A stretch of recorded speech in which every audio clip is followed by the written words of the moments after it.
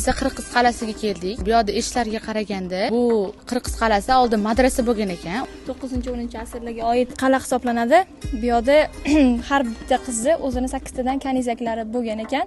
Bu yerda ko'radigan bo'lsangiz 4 ta gumbaz bo'lgan ekan, 4 ta darvozasi bo'lgan ekan. Qor yomg'ir yog'ishi oqibatida bular hozir yo'q bo'lib ketgan. Keyin 2016-yilda bu yerga kelib restavratsiya qilishgan ekan. O'sha mana bu tepalariga somon qilib, qor yomg'irdan asrash uchun shunaqa qilib qo'yilgan ekan. Bu yerda faqat qizlar bo'lgan, shuning uchun ham Qirg'iz qalasi deb nomlangan. Bu yerga erkaklarning kirishi mumkin emas bo'lgan. Bu yoqqa lekin bitta erkak kishi kirmoqchi bo'lgan, ya'ni Kokuldor ota shu yoqqa qizlarning orasiga kirmoqchi bo'lganda, qizlar oramizga mana shunaqa erkak kishi kirmoqchi bo'ldi deb nido qilishganida, ular hammasi birdaniga yo'qolib qolgan ekan. O'sha 40 ta qiz ishsiz yo'q bo'lib qolgani uchun ham Qirg'iz qalasi deb nomlashgan ekan.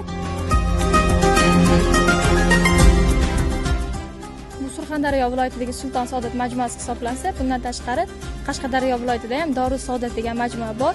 To'g'ri, Samarqand, Xorazm, Buxorodagi majmualarni hamma biladi, lekin Sulton Saodat, Dorus Saodat majmualari haqida, misol Qashqadaryo, Surxondaryodagi majmualar haqida yetarlicha ma'lumotga ega emas va ko'pchilik bormagan. Biz shuning uchun ham mana shu majmuaga yetib keldik. Mana Samarqanddan, Xorazm, Buxorodan ham qolishmaydi.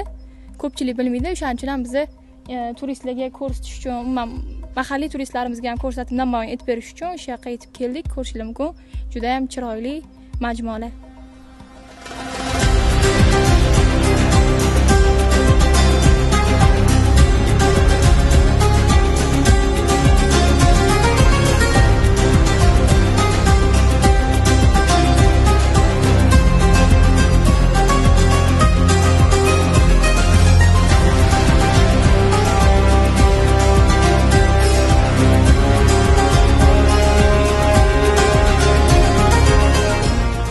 Yig'layapti mana bola.